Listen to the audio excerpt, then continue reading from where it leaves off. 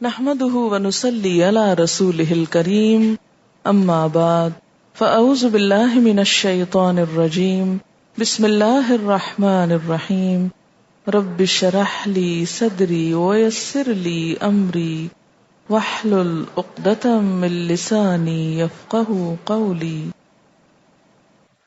عرف بعده وعارض عن بعد، بعض حصہ بات کا بتایا بعض نہیں بتایا. ایسا کیوں کیا؟ بعض بتایا بعض نہیں بتایا. یعنی آپ چاہتے تو خوب خبر لیتے.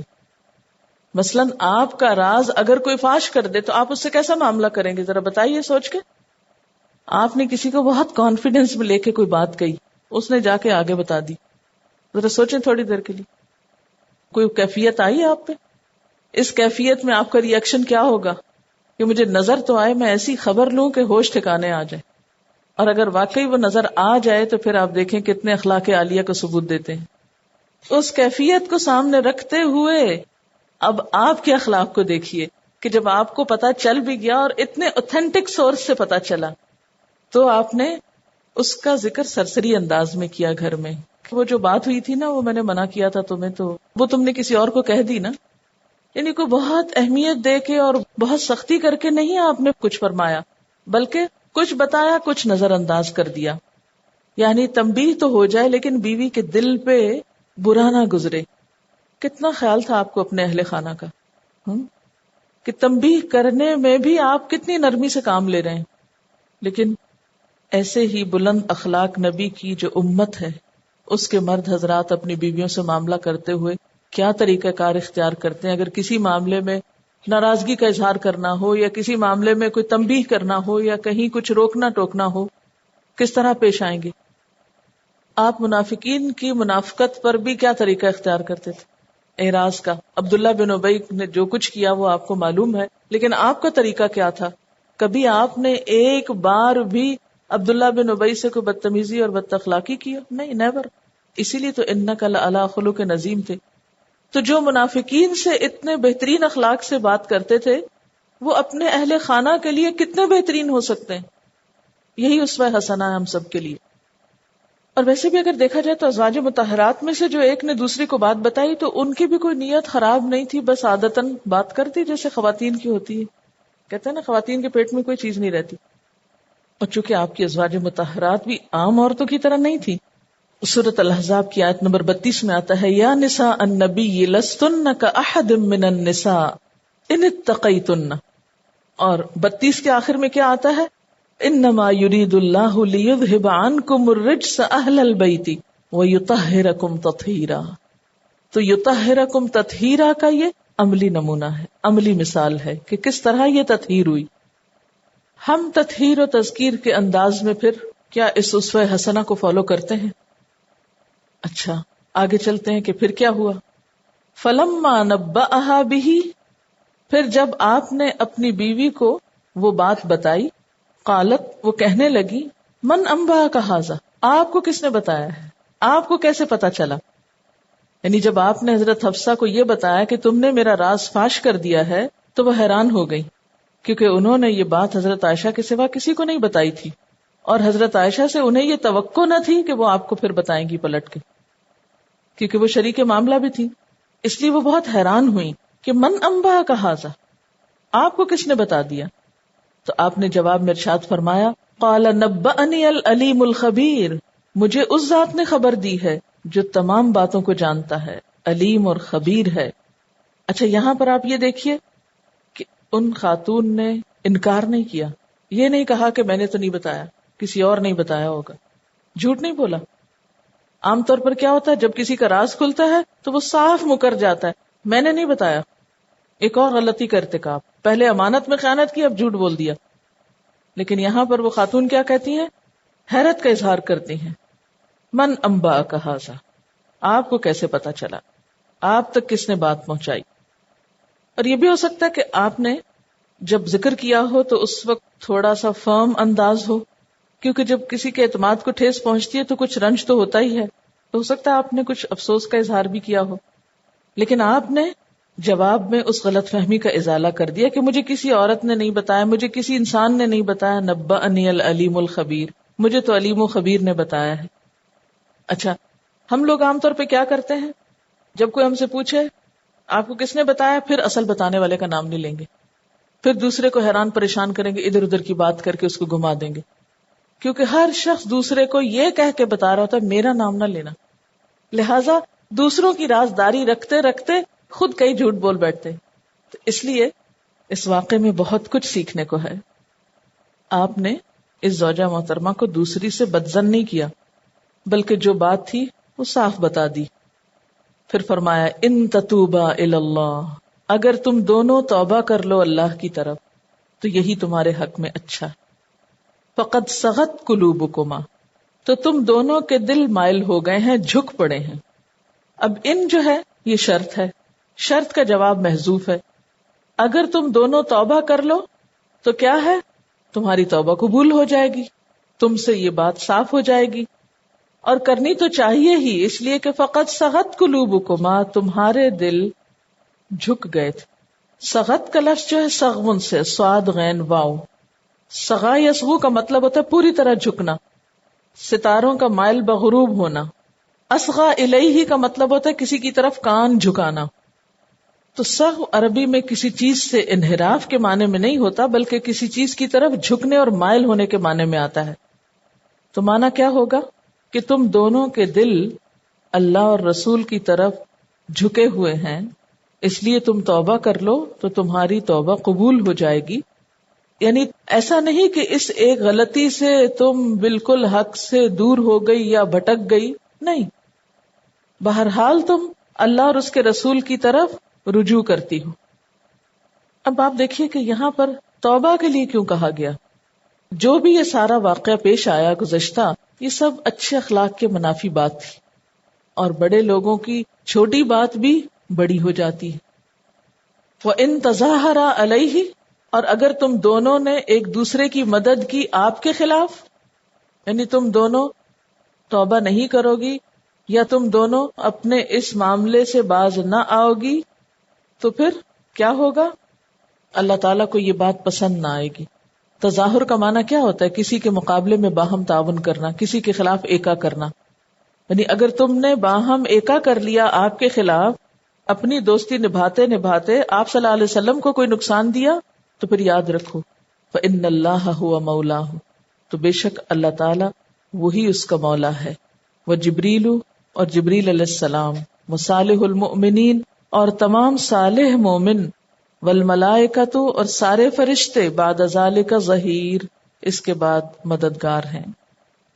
آپ دیکھیے کہ جب شوہر بیوی میں اس طرح کی کوئی بات ہو جاتی ہے تو بہرحال ایک دوسرے کے تعلق میں تھوڑی سی سرد مہری بھی آ جاتی ہے، ذرا ایکسٹرا احتیاط کے رویے میں تھوڑے سے کھچاؤ بھی آ جاتا ہے، اور اس سے ایک کا دوسرے سے تھوڑا دور ہونا، اس چیز کی اصلاح کی بھی ضرورت ہے۔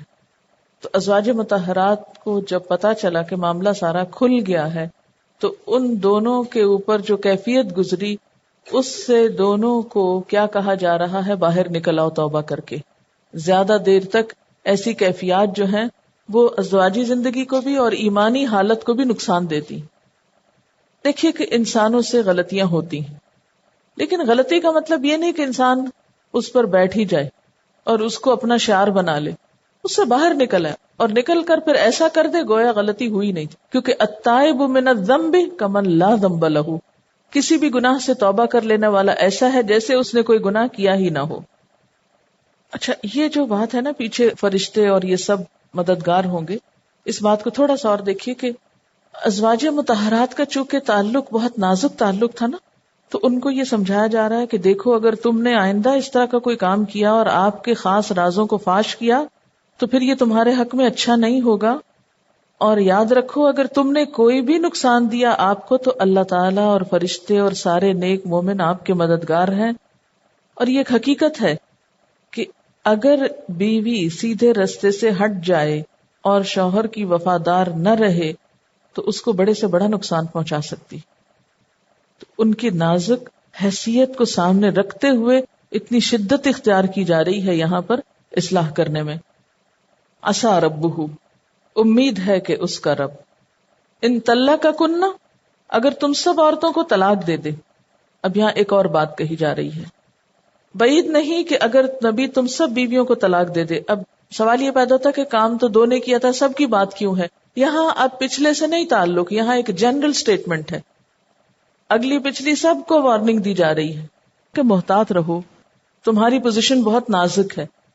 اگر تم نے صحیح تعاون نہ کیا تو یہاں تک بھی نوبت آ سکتی ہے کہ نبی صلی اللہ علیہ وسلم تم سب کو الگ کر سکتے ہیں، اللہ کی طرف سے اجازت ہے. اور بعض روایات میں یہ بھی آتا ہے کہ نان نفقے کے معاملے میں ازواج مطہرات نے آپ صلی اللہ علیہ وسلم کو کچھ پریشان کیا تھا، جس کا ذکر سورۃ الاحزاب میں بھی آپ پڑھ چکے ہیں. انہی حالات میں حضرت عمر اپنی بیٹی حضرت حفصہ کے پاس گئے اور کہنے لگے، بیٹی کیا بات ہے، تم آپ صلی اللہ علیہ وسلم سے سوال جواب کرتی ہو؟ حضرت حفصہ کہنے لگی، واللہ ہم تو سوال جواب کرتی ہیں. یعنی ہمارے درمیان شوہر بیوی کا تعلق ہے اور بعض اوقات آرگیومنٹ ہوتی ہے. حضرت عمر نے کہا، خوب سمجھ لو، میں تجھے اللہ کی سزا اور اس کے رسول کے غصے سے ڈراتا ہوں، یعنی تم اپنا یہ طرز عمل بدل لو. بیٹی تو اس عورت کی وجہ سے دھوکہ مت کھانا جو اپنے حسن و جمال اور آپ کی محبت پہ نازا ہے. اور ان کا اشارہ حضرت عائشہ کی طرف تھا، لیکن اس کا معاملہ تو حضور کے ساتھ خاص ہے، تم اپنے آپ کو سنبھال کے رکھو. اور یہ بالکل ایک طبعی فطری سے تعلقات ہے نا، جیسے ہر ماں باپ اپنے بچوں کو سمجھاتے ہیں.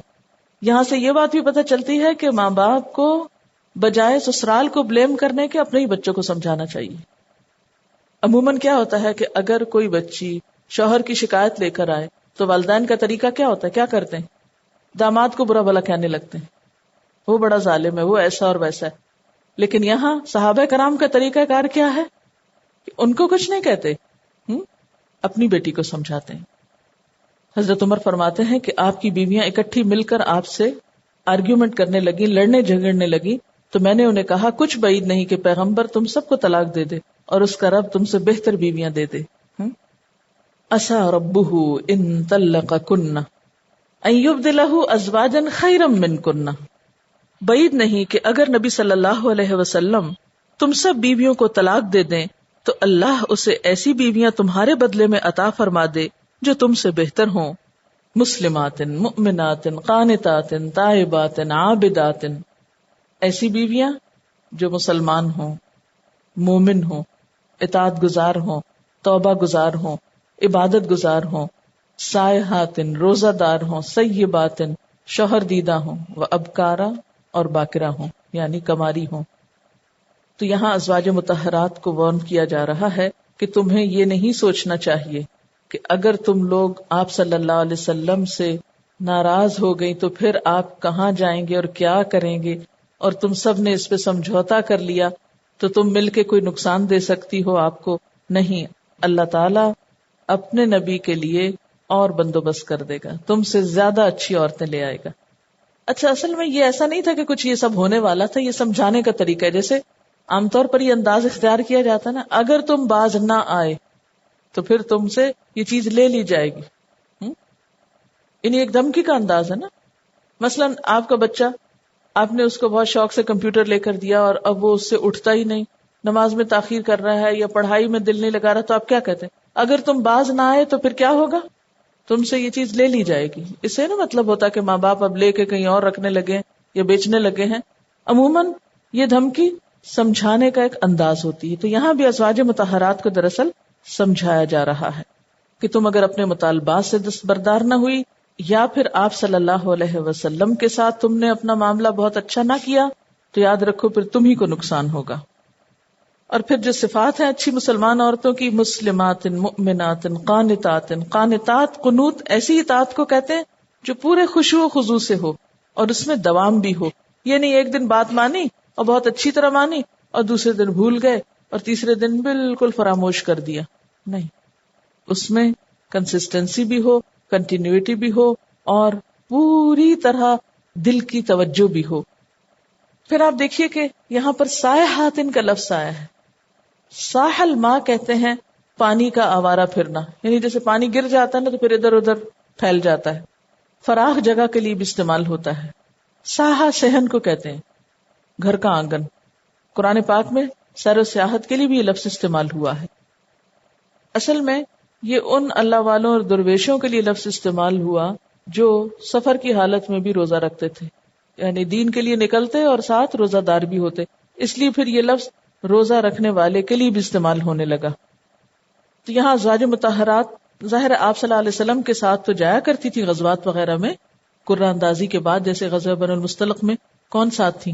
حضرت عائشہ، لیکن اس کے ساتھ ساتھ روزہ دار بھی تھیں۔ ان صفات کو آج کی مسلمان عورت میں بھی نظر آنا چاہیے، مسلمات مؤمنات قانتات تائبات عابدات سائحات۔ خود کو پرکھی۔ طیبات، سیب کہتے ہیں لوٹ کر آنے والی کو، یعنی وہ خاتون جو بیوہ ہو جائے یا اس کو طلاق ہو جائے اور پھر وہ بغیر خاوند کے ہو جائے، ایسے ہی جیسے پہلے تھی۔ اور ابکارا بکر کی جمع ہے، کنواری عورت کے لیے استعمال ہوتا ہے، یعنی جو اپنی تخلیق کی پہلی ہی حالت پر ہے، اس میں کوئی فزیکلی چینج نہیں آیا، یعنی کنواری لڑکی کے لیے استعمال ہوتا ہے۔ اب یہاں پر آپ دیکھ رہے ہیں سیب کو ابکار پر تقدم حاصل ہے۔ ہمارے معاشرے میں اگر شادی کرنا ہو تو کیا دیکھتے ہیں؟ لڑکی کا نکاح تو کیا منگنی بھی نہ ٹوٹی ہوئی ہو، یعنی یہ بہت بڑا کرائیٹیریا سمجھا جاتا ہے نا، کہ ہم نے ایسی لڑکی پسند کی یا ایسی لڑکی کے ساتھ نکاح کیا کہ جس میں ایسا کوئی عیب نہیں تھا، یہ لڑکی کا عیب بنا دیا گیا۔ یعنی کسی بھی وجہ سے اگر خدا نخواستہ کسی لڑکی کا کوئی رشتہ ٹوٹ جاتا ہے یا پھر طلاق ہو جاتی ہے یا لڑکی بیوہ ہو جاتی ہے تو عموماً اس کو منحوس سمجھا جاتا ہے، اس سے کوئی شادی کرنے کو تیار نہیں ہوتا۔ لیکن اسلام میں کسی لڑکی کے اچھا ہونے کے لیے یہ کوئی معیار نہیں کہ وہ کنواری ہے۔ آپ صلی اللہ علیہ وسلم نے یہ نہیں فرمایا کہ تم، جس حدیث میں آتا ہے نا کہ 4 قسم کی عورتوں سے شادی کی جاتی ہے، فَاظْفَرْ بِذَاتِ الدِّین، تو دین والی کو اختیار کرو، اس کو نمبر 1 رکھا۔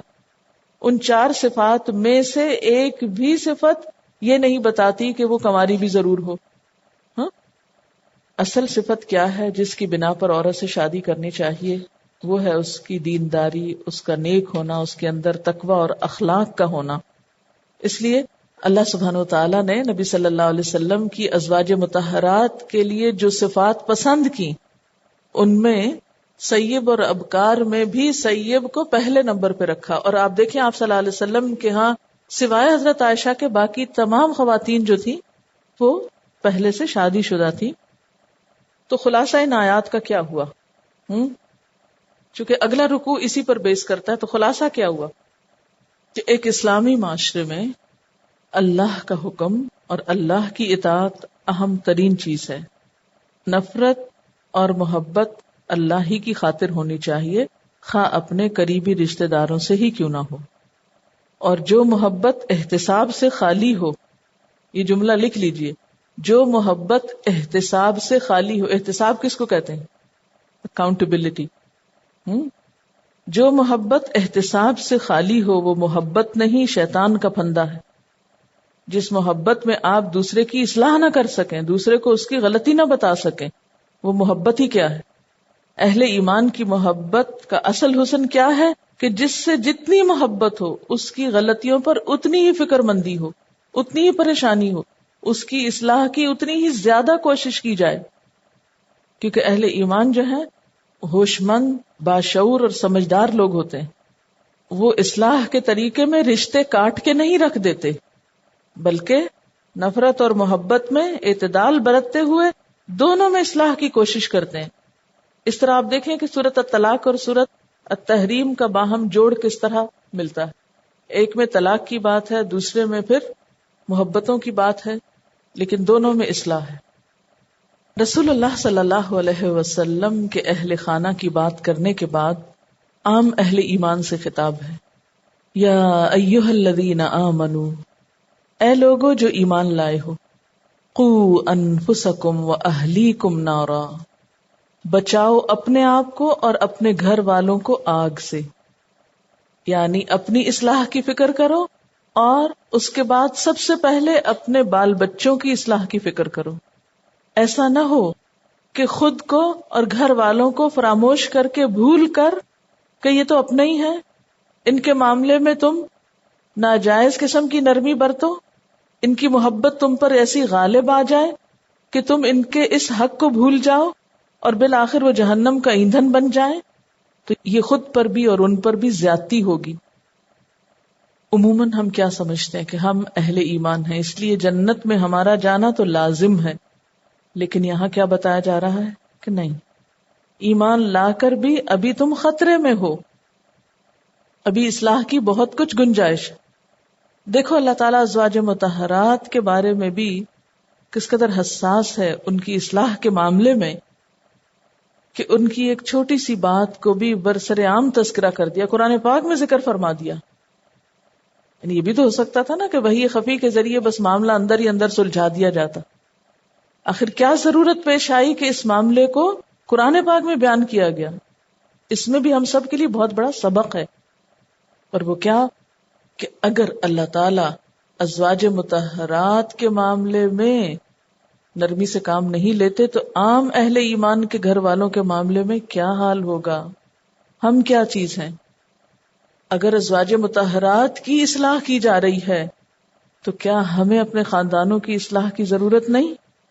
ہمارے پاس کیا گارنٹی ہے؟ ہم کیسے کہہ سکتے ہیں کہ ہم تو فلاں نیک باپ کی اولاد ہیں، بخشے ہوئے ہیں، ہمارے باپ نے ہمارے لیے سب کچھ کر لیا تھا. یعنی عموماً نیک ماں باپ کی اولاد میں شیطان یہ خیال ڈال دیتا ہے چونکہ ہمارے ماں باپ بہت نیک ہیں اس لیے آٹومیٹیکلی ہم بھی نیک ہی ہیں، نیکوں کے بچے نیک ہی ہیں. جیسے ماں باپ سے اور بہت کچھ شیئر کرتے ہیں نا، ان کی پراپرٹی، ان کا مال، ان کا نام، ان کی اور بہت سی چیزیں.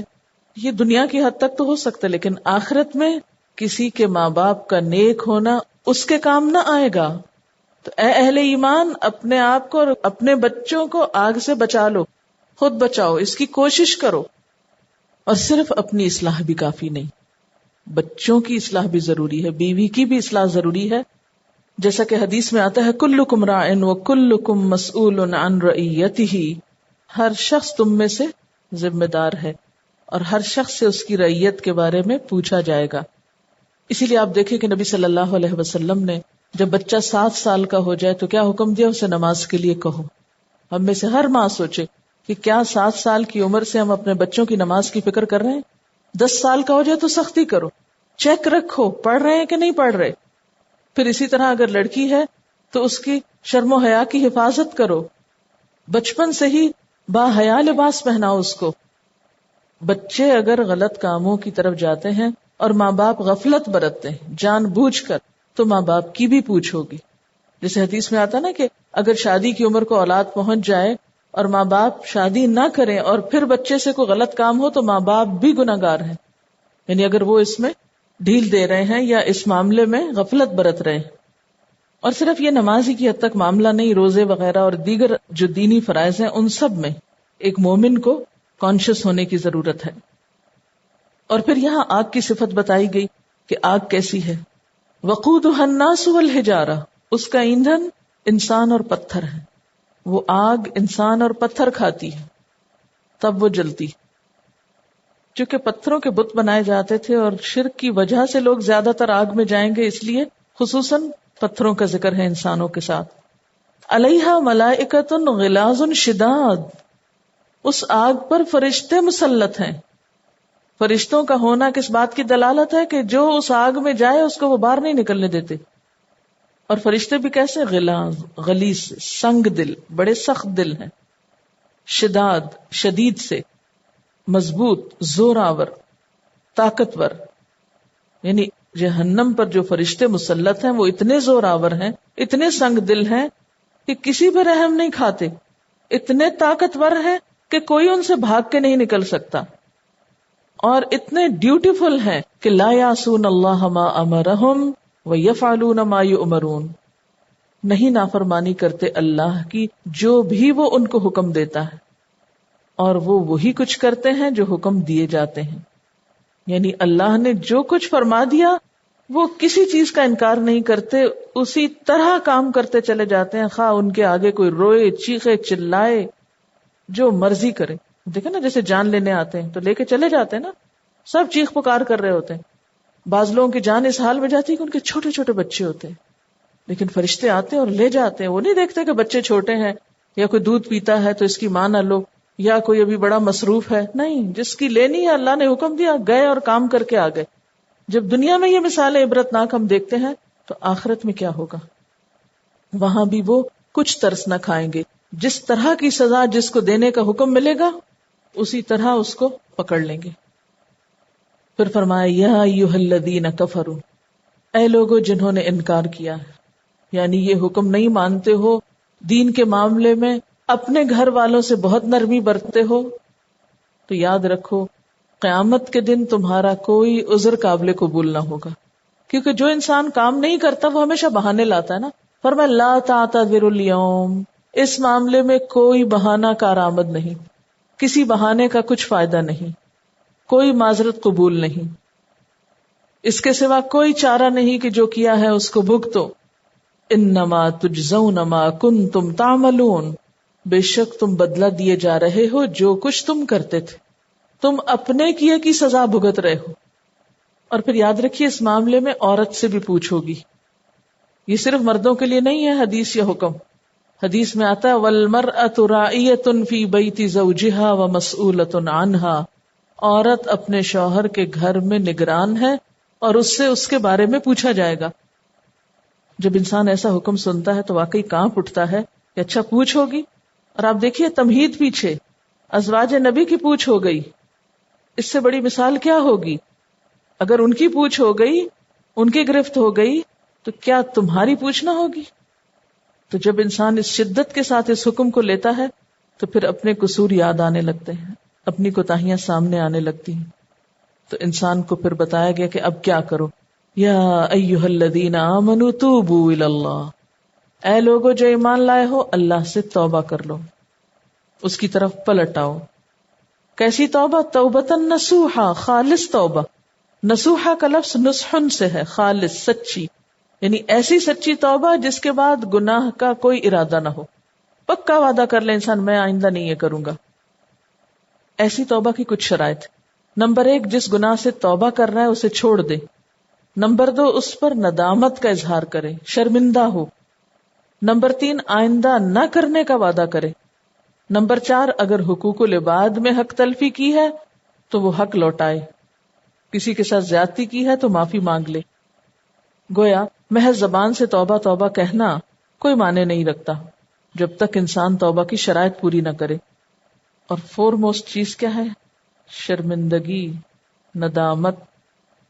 آپ صلی اللہ علیہ وسلم نے فرمایا الندم توبہ، شرمندگی ہی توبہ ہے. یعنی جو شرمندہ ہو جائے اپنے ماضی کے کسی فعل پر، گویا اس نے توبہ کر لی. ایک اور جگہ پر آتا ہے کہ ایک صحابی نے کہا کہ سچی توبہ یہ ہے کہ آدمی رجوع کرے اور پھر اس فعل کو نہ دہرائے.